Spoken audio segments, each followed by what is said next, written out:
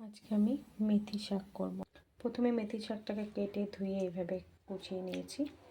এদিকে বেগুন কেটে নিয়েছি, বেগুনটাকে ভাজতে দেবো।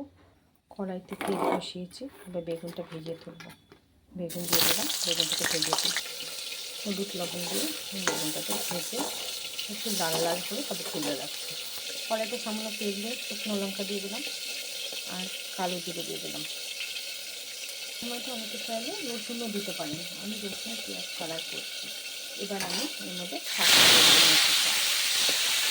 এবার আমি শাকটাকে ভেজে দিলাম।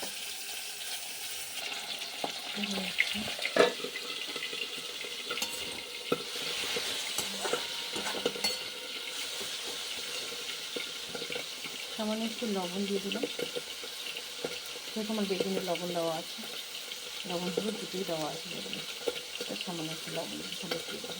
এবার একটা নাড়াটা বেগুনগুলো দিয়ে দিলাম।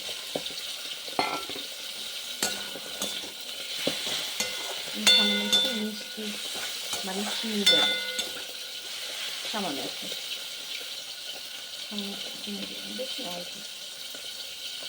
এটা আমার হয়ে গেছে, এবার আমি এটাকে নামিয়ে নেব। বেগুনগুলো একটু আস্তে আস্তে রাখা, পুরো ভেজে দিলাম।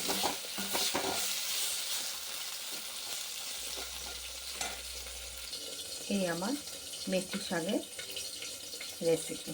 যদি ভালো লাগে তাহলে লাইক করবেন এবং কমেন্ট করবেন, পারলে শেয়ার করে দেবেন।